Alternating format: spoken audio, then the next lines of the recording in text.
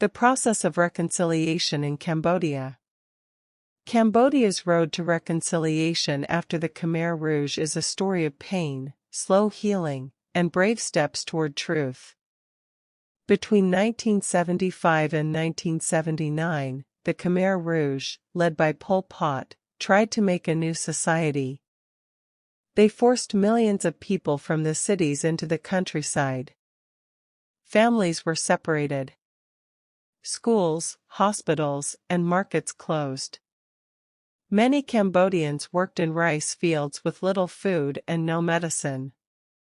By the end of this time, about 1/4 of the population had died from violence, starvation, forced labor, and disease.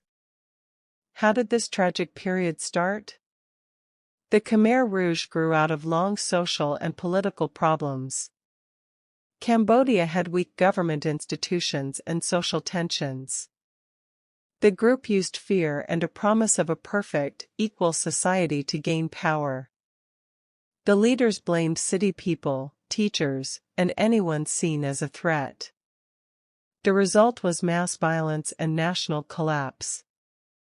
When the Khmer Rouge lost power in 1979 after an invasion by Vietnam, Cambodia faced a major question: how do you rebuild a country after such horror?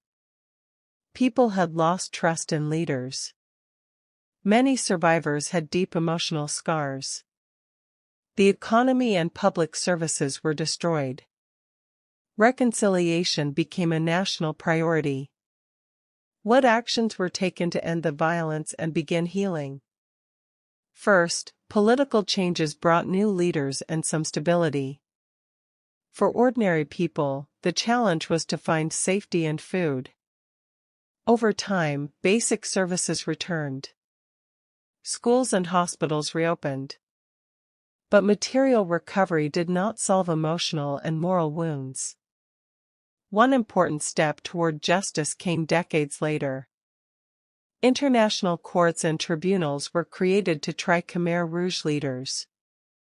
These trials allowed survivors to speak and to tell the truth about what happened. Trials do not erase pain, but they create public records and help hold leaders accountable.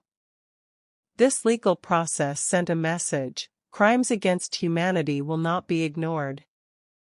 Reconciliation also grew in communities. NGOs, teachers, and local leaders organized projects where survivors and former Khmer Rouge members could meet. In safe spaces, people shared stories, memories, and sometimes apologies. These conversations were difficult. Some people could forgive, others could not. But talking helped many survivors feel less alone. Education played an important role. Schools taught new generations about the past in careful ways. History lessons, memorial visits, and survivor testimonies helped students learn the facts and build empathy. This teaching aimed to prevent future violence. When young people understand the causes and effects of past crimes, they are more likely to support democracy and human rights. Memory places also shaped reconciliation. Museums and memorials were built at former killing sites. These places preserved the names and stories of victims. Today, remembering the victims and teaching human rights are key parts of Cambodia's democracy and development. The significance of Cambodia's reconciliation is clear.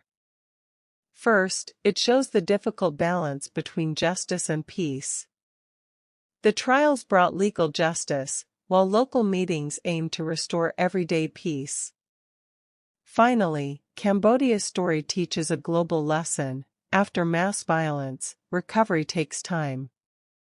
Reconciliation is not a single event but a long process with many small actions. It needs truth-telling, legal accountability, and community support. It also needs patience and the active work of new generations who remember and learn. Cambodia's path is a reminder that societies can change for the better, even after great suffering. It also shows the responsibility people share to protect human dignity and to speak out when systems harm others.